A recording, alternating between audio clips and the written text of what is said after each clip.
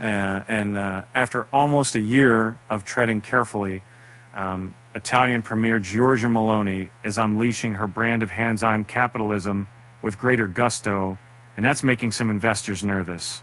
And bolstered by strong public support and stable borrowing costs, the 46-year-old prime minister is veering from earlier promises to follow the mainstream approach of predecessor Mario Draghi.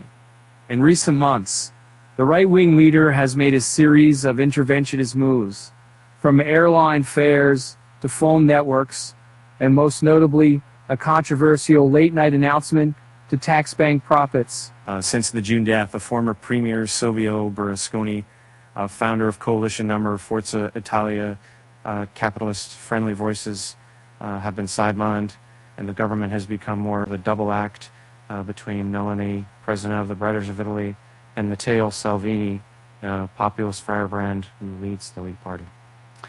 The shock move to levy a 40% tax on bank profits, for example, was approved by her cabinet in August without consulting Forza Italia leader Antonio Tajani.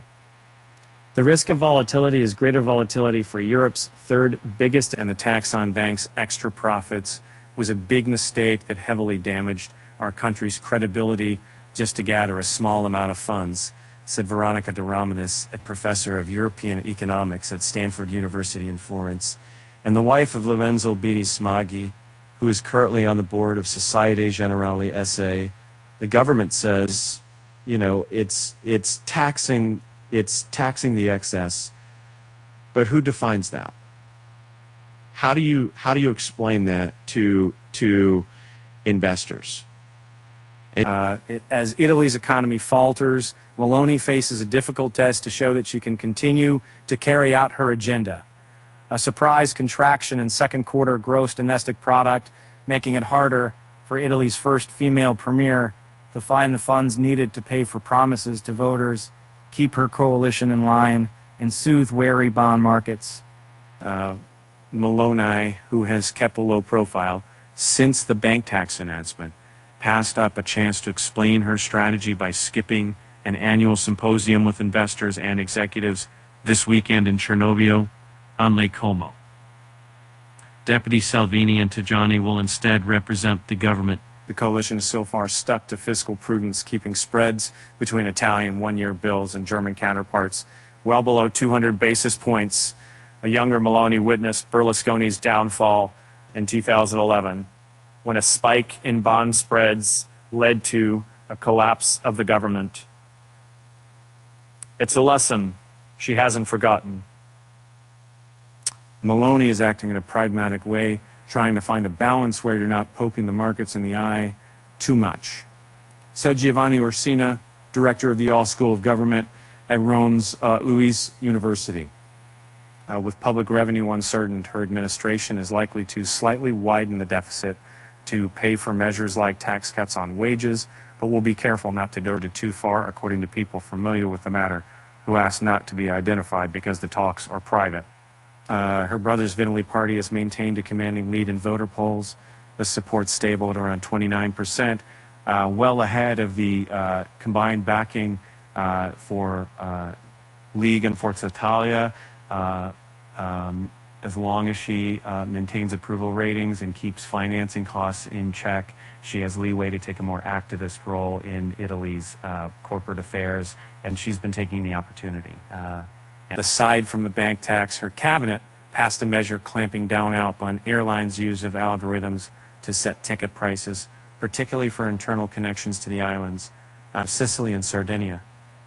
The move was aimed at protecting consumers against sudden spikes and caused a backlash from airlines. And then there's phone carrier Telecom Italia SPA, and Italy approved the decree on Monday that empowers the state to take a stake of as much as 20% in its network.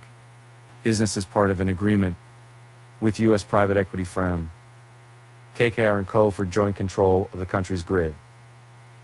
And now Prime Minister Meloni has been smart enough and operational enough to put herself and the government immediately on the line of international markets and our allies in the EU and the US. Former Prime Minister Mario Monti told Francine Lacroix on Bloomberg Television. Now is the time of financial law, the budget for next year.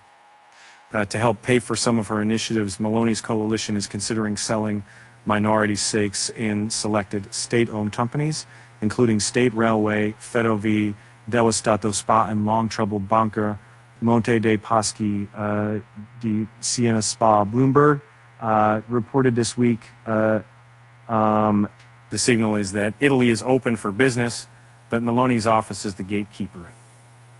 The approach is in line with her right-wing tradition, which sees the government taking a strong role in controlling the economy.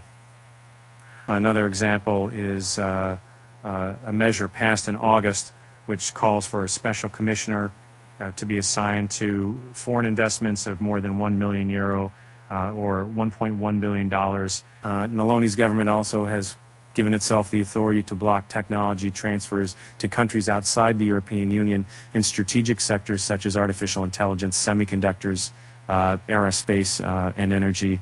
The law even applies to sharing intellectual property between corporate entities.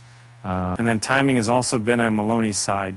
She took power as the terms were expiring for several state company chiefs and other key officials, and this allowed her to swap out some of the top players in Italian capitalism, including the head of energy giant Enel SPA, and nominate the new Bank of Italy governor, who sits on the European Central Bank's Governing Council.